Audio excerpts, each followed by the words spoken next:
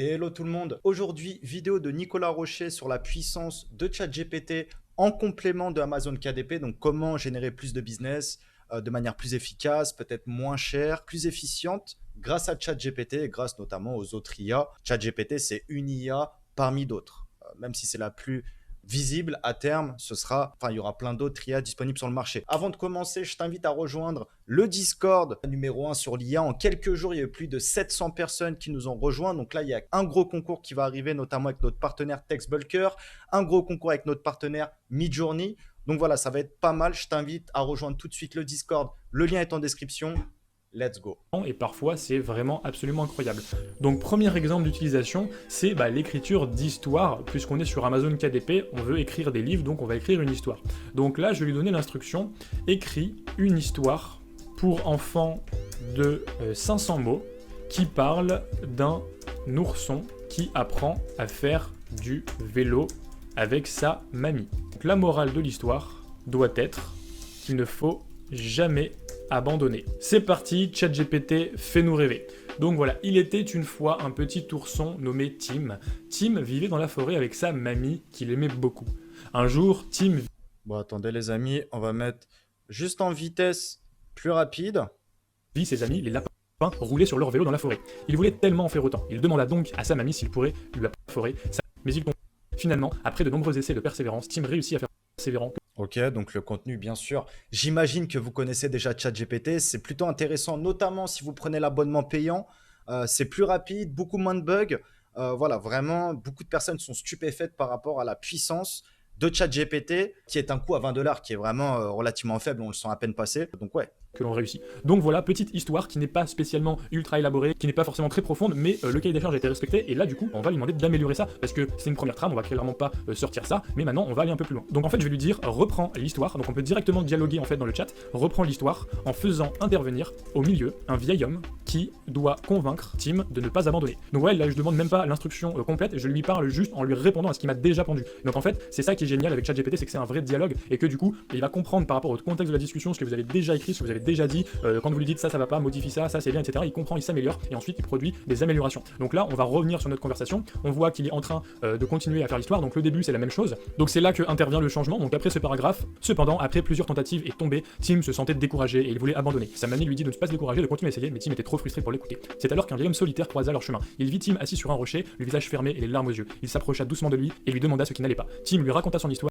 Ok, donc là on a une histoire quand même plutôt conséquente. On se remet dans le contexte, hein. Le but c'est faire du business sur Amazon KDP, donc en proposant des guides qui répondent à une solution. Ça peut être très bien du roman, ça peut être vraiment tout type d'e-book, tout type de texte. L'histoire s'arrête parce que j'ai demandé 500 mots, mais si je lui demande de continuer avec 800 mots, il le fera. Et ce qui est absolument incroyable, c'est qu'on a dit qu'il fallait avoir l'intervention d'un vieil homme qui lui dit de pas abandonner, et il a compris qu'il fallait utiliser un autre contexte pour rendre l'histoire plus vivante. Et donc là, il a utilisé l'exemple de la musique avec le vieux musicien qui a abandonné ses rêves. Enfin, c'est absolument incroyable. Il a clairement pondu de l'intelligence, et c'est clairement au niveau d'un freelance ghostwriter que vous allez recruter sur une plateforme de freelancing. Je pense que ça vous a convaincu. Dites-moi dans les commentaires ce que vous en pensez. Et maintenant, on passe au deuxième exemple. Voilà, maintenant, on va utiliser ChatGPT pour une autre chose qui va être de trouver des idées et faire de la recherche de données pour un high content, par exemple. Donc, admettons. Bon, ça nous intéresse plus que du ghostwriting. En tout cas, la communauté qui me suit sur ma chaîne YouTube, nous, c'est plus SEO, copywriting, création d'histoire. Bon, c'est pas trop dans notre thématique. Qu'on veuille créer un livre sur les régimes alimentaires, on va être dans la thématique. Ah, ça, on aime bien ça. Voilà, tu vends un produit, un PDF, un e-book ou autre, qui répond à une solution, que ce soit sur la virilité, sur la minceur, la santé,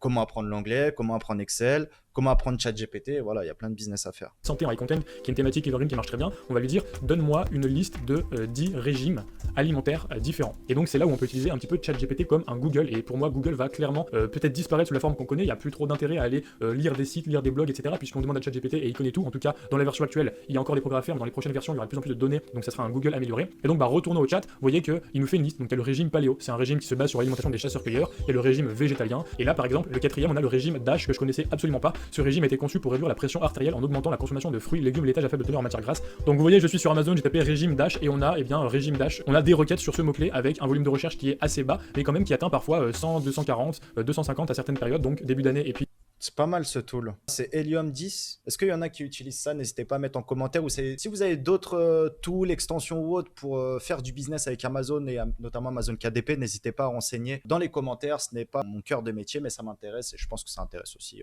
les autres personnes qui regardent cette vidéo.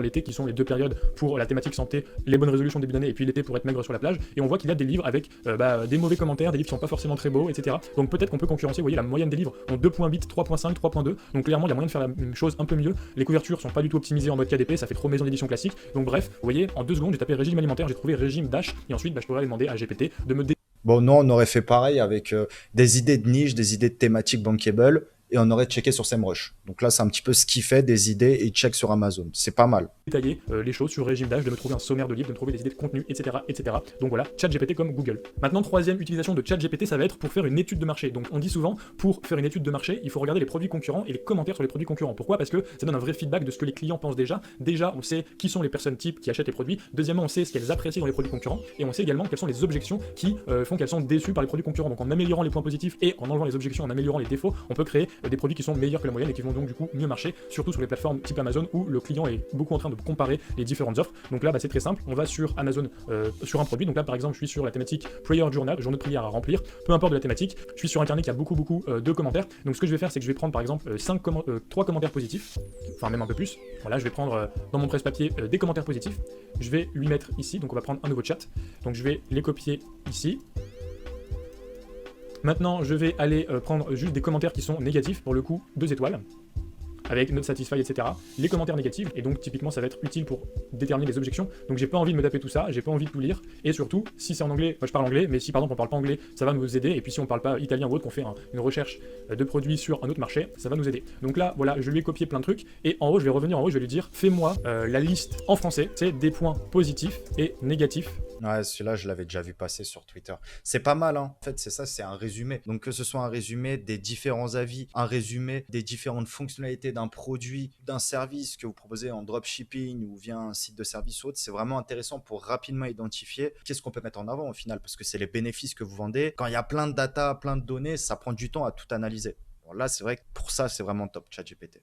De ce produit. Donc les points positifs, ça aide à réfléchir sur des choses de la vie qui peuvent nécessiter de se rappeler ce qui est vraiment important, le pardon, la vérité, l'amour, peut être un excellent cadeau pour une personne qui participe à un groupe de prière, comporte des espaces pour les requêtes de prière et les réponses, les pensées, les réflexions, les versets de la Bible, 52 écritures de pages pour chaque semaine, facile à colorier, format de poche pour une pratique de lecture quotidienne. Donc vous voyez, on a tout de suite quelques features, quelques bullet points hyper intéressants à inclure par exemple dans son contenu à plus, dans sa description, dans son argumentaire de vente. Et puis là on a les points négatifs, trop simple pour certaines personnes, noir et blanc, donc du coup voilà toujours pareil, on a des commentaires négatifs sur l'aspect physique du livre, couverture en papier endommagée, certaines pages sont blanches, manque de profondeur, répétition, questionnaire répétitif, pas aussi qualitatif, etc. Donc là, globalement, on voit que les gens se plaignent de la qualité de l'objet, le livre en tant que tel, le papier, les couleurs, et ils se plaignent du manque de contenu, c'est trop no content, c'est pas assez développé. Donc voilà, on a tout de suite une idée de ce qu'il faut améliorer. Si vous voulez faire un journal de prière, il faut prendre tous les points positifs et améliorer les points négatifs. Maintenant, je vais vous donner aussi un truc hyper bluffant, c'est comment utiliser ChatGPT comme une sorte d'assistant qui va produire pour vous des activités pour enfants à base de texte. Vous écrivez un livre sur la nature, par exemple, et vous dites, écris-moi un QCM sur la nature pour les enfants, avec 5 questions. Chaque question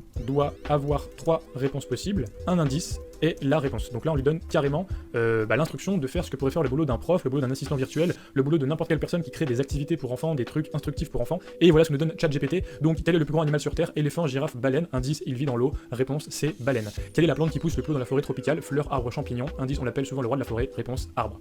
Quel est l'animal qui peut voler le plus haut dans le ciel? Aigle, oiseau migrateur, papillon. Il peut atteindre des altitudes de plusieurs milliers de mètres. Un oiseau migrateur. Après, à vérifier, mais vous pouvez confirmer que c'est absolument bluffant ce qu'il fait. Et franchement, ça laisse envisager des tonnes de possibilités dans notre business Amazon KDP et ailleurs sur Internet. D'ailleurs, pour ceux qui ne connaissent pas le business KDP, je vous le présente, c'est un business qui est assez peu connu mais qui est hyper rentable et surtout... C'est vrai que le business KDP, ça paye. Bon, c'est comme tous les business, hein. Tu peux avoir 1000 personnes qui se lancent, tu en as peut-être qu'une cinquantaine, centaine qui vont faire de l'argent, mais ceux qui vont faire de l'argent vont faire beaucoup d'argent. C'est comme partout dans tous les cas. Si tout le monde pouvait réussir avec un taux de succès de 100%, c'est pas le cas, bien évidemment. Mais ce qui est bien, c'est qu'en bossant, que ce soit SEO, publicité, KDP, n'importe, on peut atteindre ses objectifs. Ça, c'est une réalité, vous le savez sur ma chaîne. Et Amazon KDP, je connais des gens qui font vraiment beaucoup d'argent. Facile à lancer avec 0 investissement, c'est la vente de livres sur Amazon. Donc le principe est simple, Amazon s'occupe de tout, de l'impression, de l'envoi et de la gestion du SAV de vos livres, et vous importez le contenu. À chaque fois qu'un client achète le livre sur Amazon, le livre est envoyé et vous touchez une commission. Donc par exemple, voici quelques livres qui ont été créés avec KDP. Donc premier exemple, un livre d'activité pour arrêter le tabac, fuck la clope, une sorte de journal d'anti-addiction, et on doit créer des coloriages. Donc ça par exemple, c'est un livre random que j'ai trouvé sur Amazon. Ça c'est un livre d'un mon ami Stan Julian qui est un livre sur la publicité Amazon, donc pour le coup, livre de contenu. Donc là c'est pas un livre d'activité, c'est vraiment un livre avec plein de pages, du contenu à chaque page, etc. ira sur la publicité Amazon, donc livre de contenu très niché. Et là, par exemple, c'est un livre qui est chasse au trésor. Donc, c'est un livre qui permet d'organiser sa chasse au trésor pour les parents avec des éléments à découper, des cartes trésor, des indices, des activités pour organiser un anniversaire pour les enfants, par exemple. Vous pouvez vraiment créer des tonnes de choses sur Amazon KDP. Il suffit d'avoir les idées et de mettre en ligne votre produit. Vous mettez en ligne l'intérieur et la couverture. Vous remplissez une fiche produit. Quelques heures à quelques jours après, votre livre est en ligne sur Amazon. Les gens peuvent l'acheter et dès qu'ils achètent, vous recevez une commission et le livre est imprimé et envoyé au client. Donc, c'est un business model super simple à mettre en place. Et d'ailleurs, les 3 derniers mois, Bon, là, il fait sa promo. Trouver des idées de titres. Utilisation qui ressemble un peu à la précédente, c'est pour trouver des titres de livres. Donc là, on va reprendre notre exemple des livres sur le régime Dash que je connais pas du tout et on va lui demander trouve 10 idées de titres de livres qui contiennent.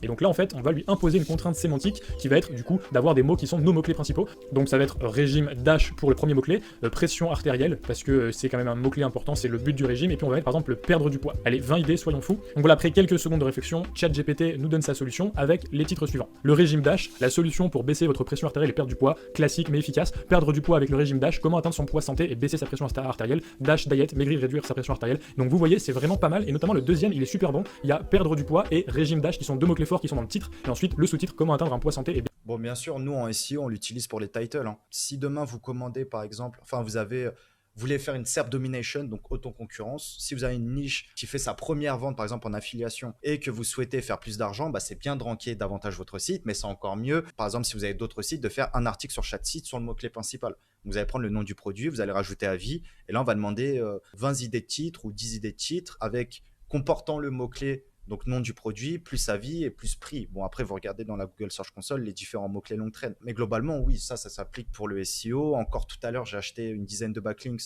Bon, j'ai demandé très simplement, propose-moi une dizaine de titres contenant le mot-clé suivant. C'était un produit de minceur. Tiens, en plus, produit de minceur. Donc, tout simplement, j'ai envoyé les 10 titres et le partenaire en question pourra faire une dizaine de backlinks avec la dizaine de titres tout simplement que j'ai fait. Ça m'a fait gagner 5 minutes, mais 5 minutes X fois par jour, ça fait gagner beaucoup d'heures.